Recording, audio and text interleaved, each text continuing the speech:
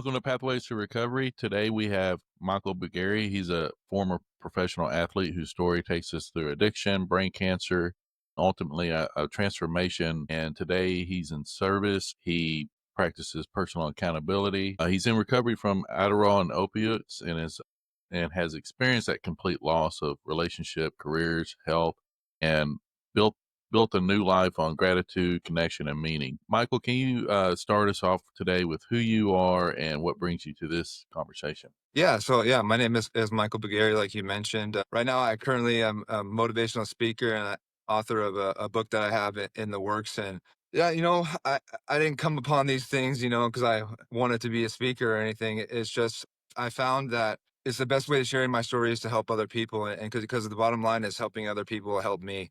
My book is called The Disease of Me, and that's my whole topic is I spent my whole life chasing validation and just thinking about the things that were right in front of me. I never thought about the consequences of my actions or choices. I just was always so concerned with me.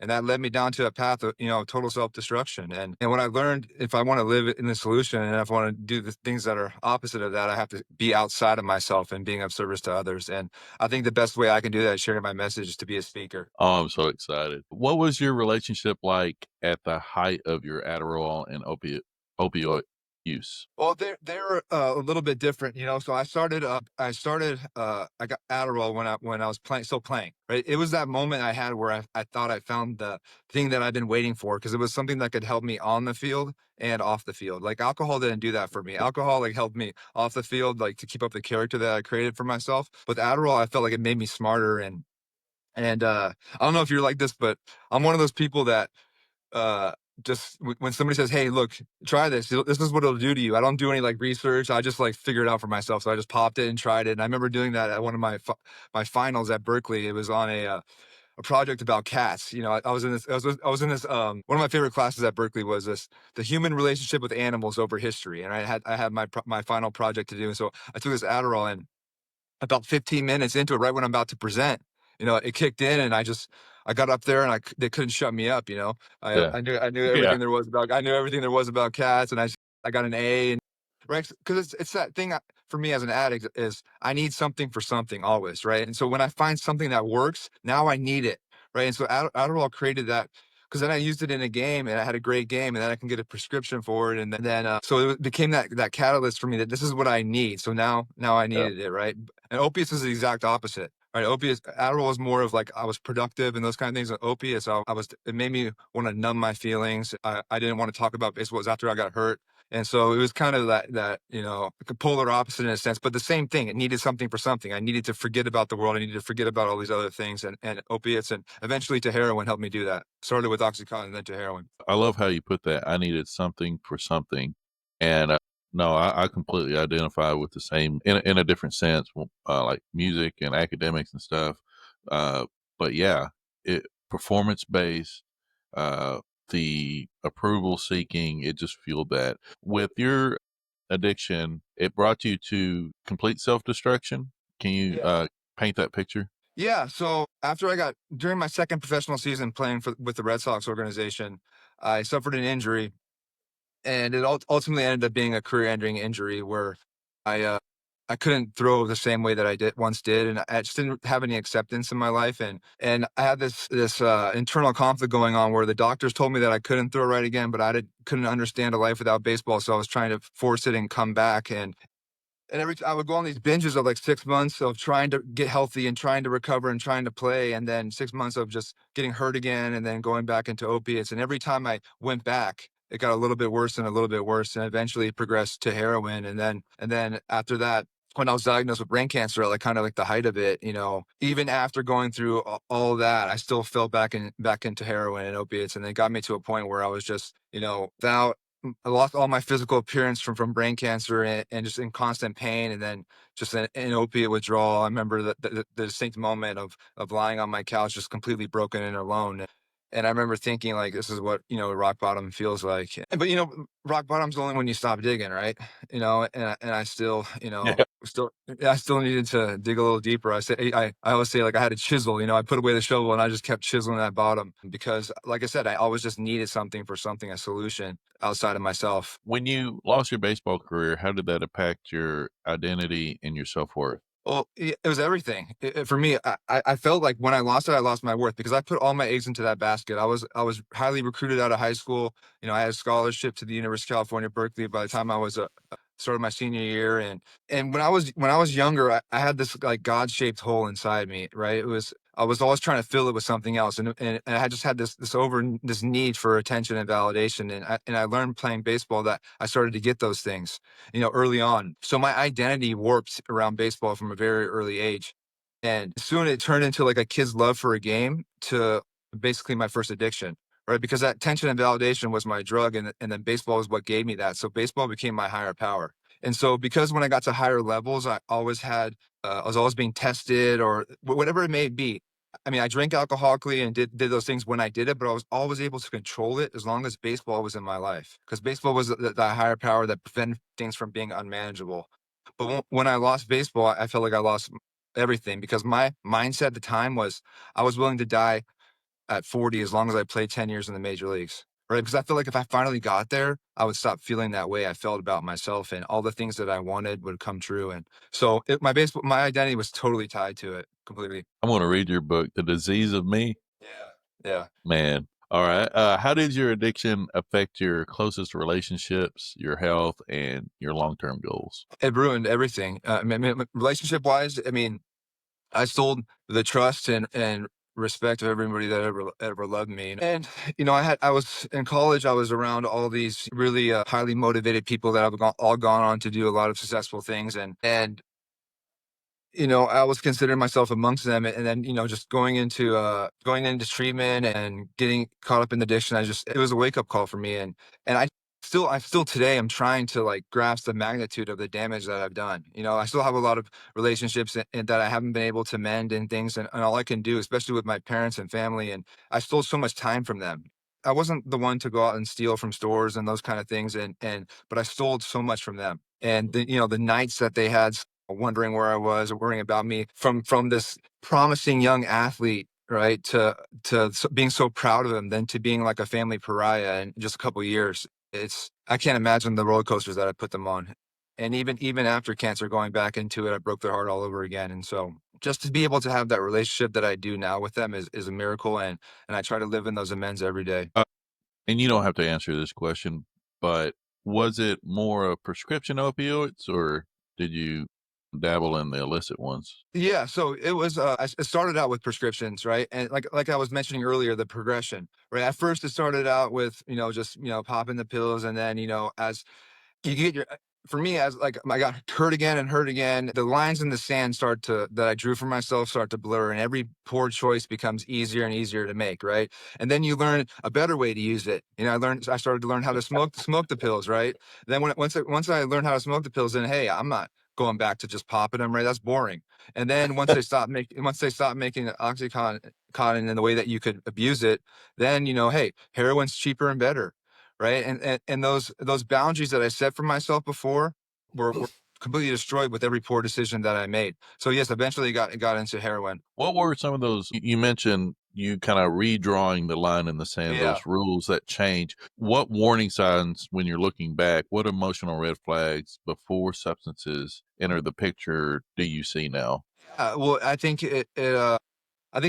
my just extreme need for validation outside of myself, right? It just set the pay for that, the stepping stones for that, because I just needed this source of I just didn't have it inside me. I was so full of insecurity and fear, and just me constantly trying to prove something to somebody all the time. And that's what my whole baseball career was based on it, and just that drive to find my solution outside of myself. And I think when I lost that, it just made it clear that I couldn't turn to me to learn how to be vulnerable, to ask for help, to learn how to do those things that I needed at the time, I just turned to what was most available and ready to me, which was drugs and alcohol. When things changed in your life, was that after the brain cancer, after the loss of everything? What was the real rock bottom? Yeah, so there's a couple of like turning points, right, that I had. Yeah, so my brain cancer that I had was it's called a medulloblastoma. It's brain cancer in your cerebellum, so it's part of where your voluntary movement, and part of your brain, and the type of tumor that I had was so rare, and I had to get some really multiple brain surgeries, some really nasty chemotherapy and radiation done that really just destroyed me physically, and so like I said, I relapsed back into addiction to try to manage that pain, and then finally I wasn't able to take care of myself alone anymore, and I was able to move back with my family, and I went back into treatment, and I got put on a bunch of different medications that kind of narrowed things down for me, that helped me change a little bit. But I think the biggest turning point in my life was when I met my therapy dog. His name's Lingo. He was stationed at the military base where my mom worked, and she brought him home one weekend because I guess he was having a hard time at work because he was a therapy dog with the soldiers but didn't have a handler. So she brought him home one weekend to stay with me, and we bonded immediately. And like he was the first good thing to happen to me in so long, and in order to keep him coming over, in order to eventually adopt him, I had to get better, so I started to work on myself and started to make those changes, and so that's a credit to him because we do a lot of work now at the hospital with him as a therapy dog to his other cancer patients and other people, so but yeah, he was a huge part of my life, and there's some other ones, I think I had a spiritual experience where, God told me what an a-hole I am, because that moment where it goes from your head to your heart, where you realize the damage that Yeah. you're doing, right, where you feel it. I knew I was a jerk. Like I knew those things, but I never felt it, right? And that moment when I felt it, then I was able to have a little bit of honesty with myself and some willingness to change. Was there a specific moment or a person who helped you believe that recovery was possible? Did Let me back up. Did you even believe that recovery was possible? Yes, and I thought, and I joke about it sometimes when I go when I went to treatment and went into the AA meetings and those kind of things. I always wanted to like compare myself out, right? Looking for the differences and not the similarities. And I didn't think I could function without Adderall anymore, right? I didn't think how was I gonna, let alone write a book, right? I didn't think I can go through the day without it. I didn't think it was possible, and I didn't think I could have fun or be social without alcohol. I mean, maybe I knew like, hey, the heroin is probably a bad idea. I can do without that, right? Maybe if somebody just can teach me to use it like a gentleman on the weekends, we can work that out. But that doesn't really happen that way, right? So, but no, I didn't think I could be comfortable in my own skin, like as a flawed human being that I am. I'm such a perfectionist in a lot of different ways, and just that relationship that I have now with myself is amazing, and that's one thing that I'm most grateful for is that authenticity. So that relationship with yourself, how do you go about how did you go about rebuilding that trust with yourself and with other people? Well, I think it was serendipitously on accident, right? So with my cancer treatment, and I still deal with it now. I had really bad side effects, right? So I had this intense nerve damage all over my body, peripheral neuropathy, just really bad. Like just the rarity of my tumor and the treatment that they had to give me, they were just trying to save my life. They weren't really worried about the after effects. And a couple years after that, after I was on the medication and through and dealing with all this pain, I got to this point where I call like the limbo of agony, where the medication stopped working and I couldn't sit still without being in pain and I couldn't walk without being in pain. And I was just stuck in the middle and I just didn't know what to do. And so I decided to try something different, and I learned how to meditate and to sit in my pain and to take a different view of it and to get through it. And once I started to learn how to manage my pain, that training and exercising and just being purposeful in my movements. I really had to like reteach myself everything about movement again. And once I did that, my thoughts turned more purposeful, right? I started to recognize the things that I was thinking and how crazy they are sometimes, and not to listen to that crazy voice, and then to have some introspection. So I really believe that once I started to take care of my body and be more purposeful, my thoughts then started to turn purposeful, and then I could just see me for who I am, and then almost just like laugh at my craziness. So that's really what was the turning point. It sounds like it forced you to be mindful and develop some self-awareness. Yeah, yeah, absolutely. It's that mind body connection, right? So I just had to be more mindful in my space because I had no feeling in my toes, but also like hypersensitivity. So I couldn't find out where things were in the room. I would stub my toe all the time, so I had to really learn how to, because that was the worst pain ever. So I had to really learn how to be purposeful, and it just transformed the way that I think, and and helping other people, especially the work that I do with Lingo, and just seeing the error of my ways, my character defects, and just how selfishly that I think. Like that's why it's a disease of me, because I am and I will always be my biggest problem, and it's terminal, right? Terminal uniqueness. It's something that I can't ever get away from. I can manage it though, right? And I can manage it every day with my thoughts and actions. For your clip and the YouTube video, I want it to be you and Lingo. Yeah, yeah, yeah. I got, Yeah. I got some good ones. Yeah, I got some good Alright. photos. Awesome. Yeah, Yeah, we gotta get Lingo in it. Ye- he's got better professional photos than I do. So he's a big star over at University Hospitals. I know I get jealous of him all the time. That's how I work. That's how I work on my jealousy, because everybody gives him all the attention, and I'm Yeah. standing there with a leash. I'm standing there with the leash, like, what about me? Yeah. So yeah. What are well, it kinda sounds like you did the majority of the seeking out of it, but my question is, what sort of boundaries did you have to put up boundaries with, like, friends or other people that use any kinda substances like that, or was it more of your family having to learn, let's say, enabling type boundaries? Yeah, yeah, I know what you mean, and I think it got to the point where, um, I lost the right for any of that stuff. I just burned my family so much. It was like, either you're gonna change and we're gonna be doing what we're doing, or or you're gone. You know what I mean? And so, in terms of my friends and family, like I said, I was at that level where, around really a lot of high functioning people, and my biggest fear was to, like, let anybody know, like, what I was doing, right? So I was very creative, and until I wasn't creative, until keeping that addiction, living that dual life, being able to hide everything. I had some people that could act as my middlemen, and I could always get the things that I wanted to do, and but I could separate those worlds, so it wasn't that hard for me to cut that world off, because I wasn't too involved in it, because I had other people acting for me.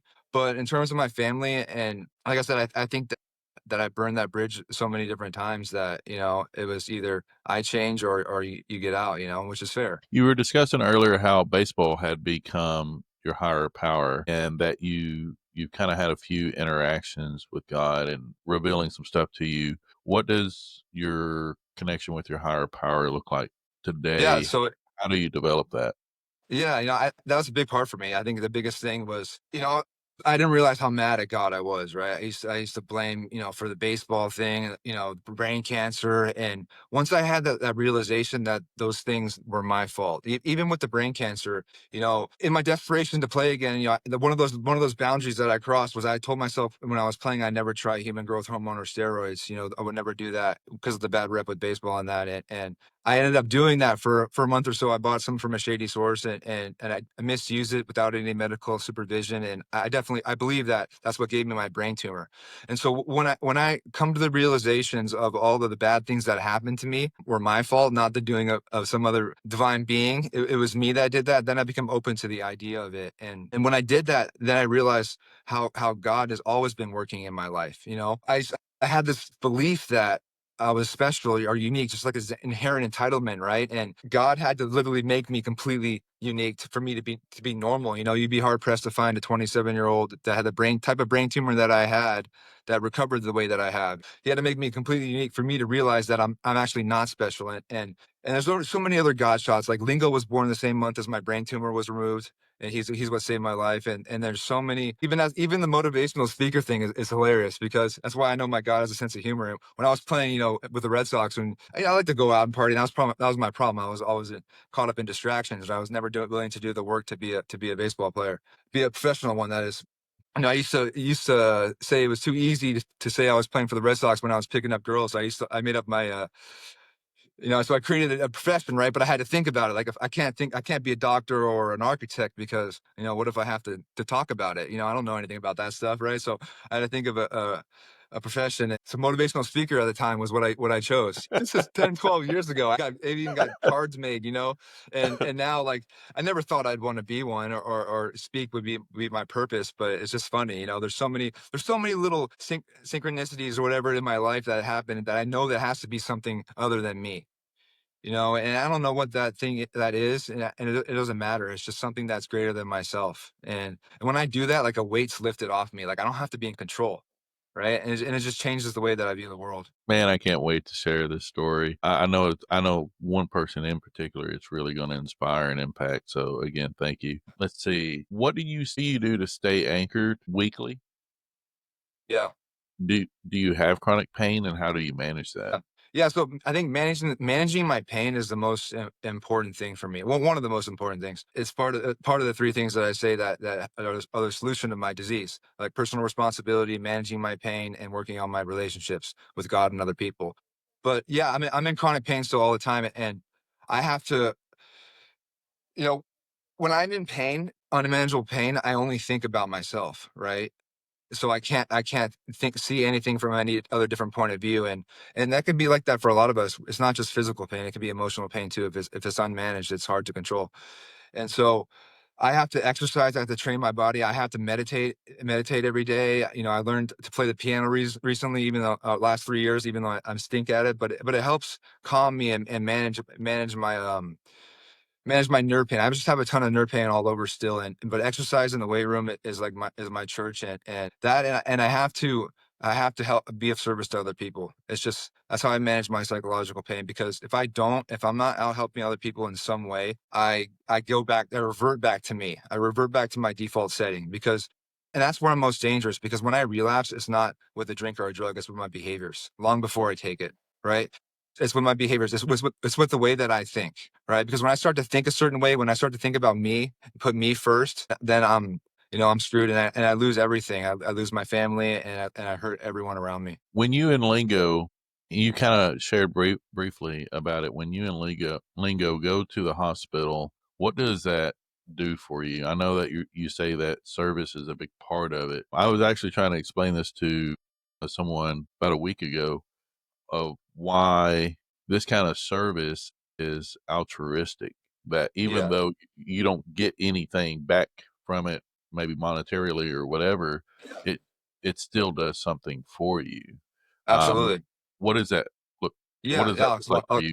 I can explain it perfectly in a sense where. So the first thing, the idea of taking Lingo to the hospital was, I thought about the type of brain tumor that I had happens mostly in children. It's very rare in adults, very, very rare. And so there was some culpability, like I said, like I mentioned, into how I got it, and just thinking about somebody like an innocent 5-year-old, or a young kid going through something like that. It hurt me. It made me want to do something, and so that's what the idea came across. And so when Lingo and I visit the Children's Hospital, Rainbow Babies in Cleveland, and at first that was our goal, just to visit the Children's Hospital. And so when we go there, and it's as much for the patient it is for the parents that are there with them, right? Because Lingo is just there for the kid to pet and smile, right? He jumps on the bed with them. But the parents, when they see their kid smile for the first time, and start to cry, you know, and 'cause that's who I'm talking to, right? I'm not really talking to the kid. They're just petting the dog, having a great time. And so the parents see that their child smile, and we talk about Lingo's story, and we talk about their pets at home. What it does is it changes the way that I think. It makes me think about my mom and my family, all the things that I did to them.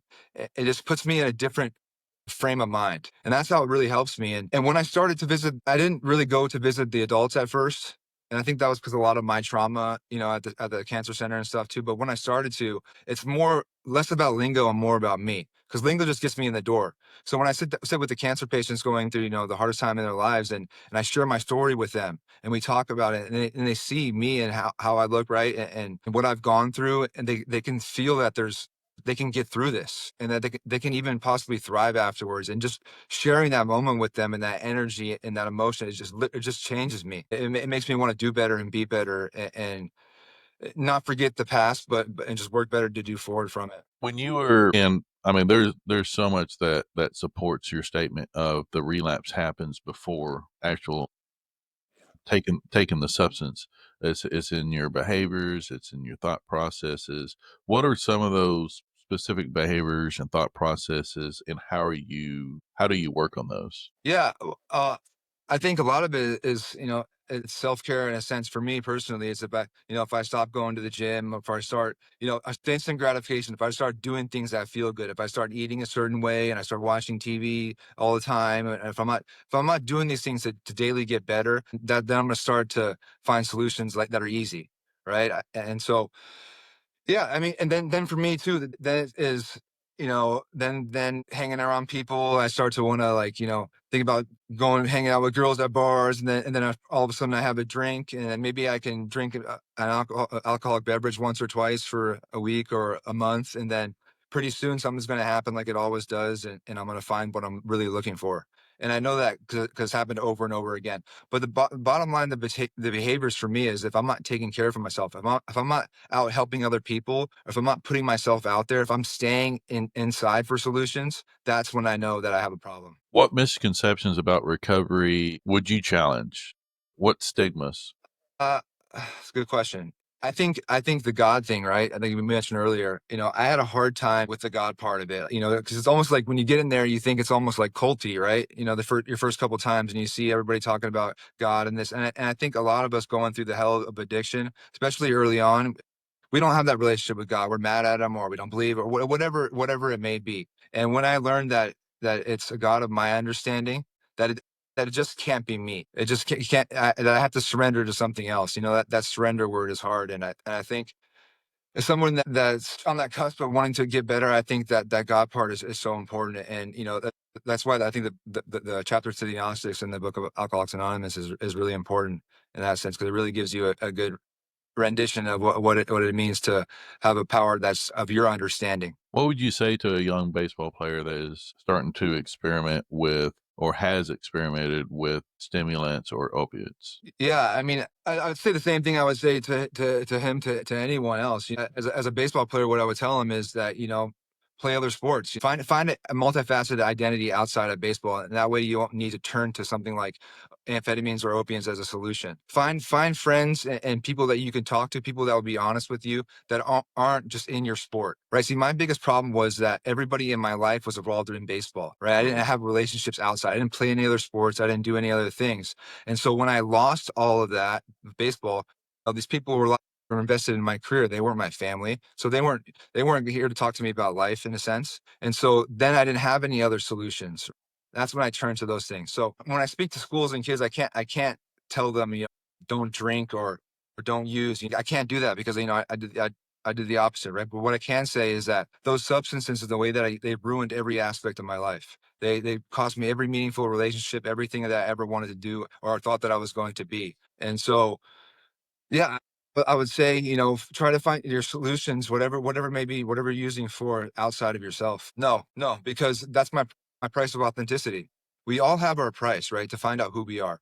Like, that's my journey of self-discovery. I had to go through those things to learn to find meaning in my suffering and my pain, to be the person that I wanted to be. Right. And I learned that there's no world that I was going to be a baseball player in, because I was always trying to be somebody else. Right. I used to think that's all, it was destiny for me to play, but I was always trying to be something more, something better. I was never just being me. Like, I had to go through all those things to find that relationship, and to be comfortable with who I am, and I wouldn't change any of it. And the only thing, if I had the real thing to change, was just the hurt that I put on my family and other people, and some of the relationships with my brothers from college, that my teammates that I hurt. That's the only thing that I would change. Nothing about what I went through. So you have the unique experiences. It didn't just affect you emotionally, but it affected you physically.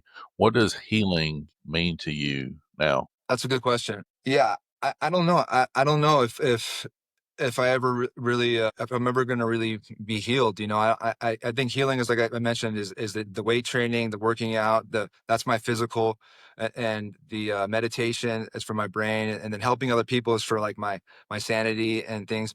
But I think that I'm always going to be, like, scarred a little bit, right? I have the scars that show, but that those scars are beautiful, and they've been rebuilt built back in a different way, because I have to keep that close, because my pain reminds me of my consequences of my actions and my choices when I take my power back. And so, I mean, healing for me is being out in nature. I have a property out in Ohio now, and being with my dogs. I have three other dogs within Lingo that aren't therapy dogs, but that's how I heal. Is finding that balance, right? Balance was the hardest thing for me, because I was always so one sided, that one dimensional as that baseball player. I didn't have those other aspects, but doing things that are completely different now, and just being in the moment, and just, being on stage speaking to people, or just talking to them after. That's all. Everything I do right now, everything I do in my life, every moment is a practice of healing. Healing in some sense, to myself, or to the people around me. Do you ever find the performance-based or the performance-based self-worth or the approval seeking, do you ever see that showing up in other areas of Oh, your yeah. life? Yeah. Oh, yeah. All the time. Yeah, it's everything that I do. I have to always check my motives, and just like, just like the speaking thing, right? Like, the one thing I miss about baseball, besides my teammate, the camaraderie of my teammates, is like being in front of thousands of people or being hundreds of people. Like, I love that, right? And I think a part of me thought I was never gonna get that again, right? And so, I see it in my speaking all the time. It's I get up there and it's not really nerves for me, it's excitement. I get so excited, and it's harder to talk when you're excited than it is to pitch, or play. But I have to check myself like, "Hey, what are you doing this for?" Right? I'm in all these different situations where hey, you've chased prestige and fame and all that stuff. You chased all that before, and look where it got you. It got you to self-destruction. I have to really check what I'm doing now. Hey, are you in this really to help people? Or are you in this to try to look good and get girls and be popular? I have to always check my motivation. And I often find that well, the first thing that comes to my head, I have to ignore, right? I have to do that first. But I often find that maybe my motives inside, at least somewhere, are self-serving to a degree. But when I get in the moment and when I start to do it, when I show up, that changes, right? It changes into something else. Just being able to recognize that, because, like I said, the disease in me is always there. It's how I think. It's my default setting, and so I'm always going to have those thoughts no matter what. But if I learn to acknowledge them and to accept them and not to act upon them, then I guess then become a little bit easier to control. Man, you're such an interesting guy to talk to.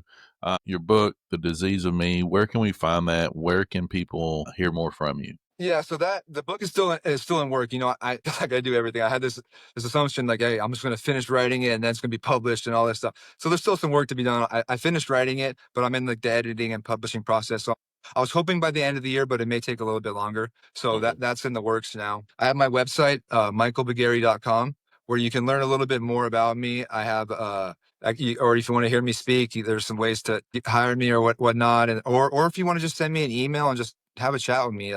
This is what I do. I love conversations. Everything. Every time I talk to somebody, I work with somebody, it helps me. So it's a little bit self-serving in a sense too, right? Because that's what I think I had to really learn, is that I didn't really understand how much helping other people actually helps me. It really does. And so yeah, so that you can find me there. I'm on Facebook, Michael Bugary, and then I have a personal Instagram at mbugary. Anywhere you want to find me, send me a message. I'd love to chat. Thank you, Michael, for being on today and being willing to be honest about your experience and your journey. Y'all look them up, reach out to them. Please Thank you, do. Michael. Thank you.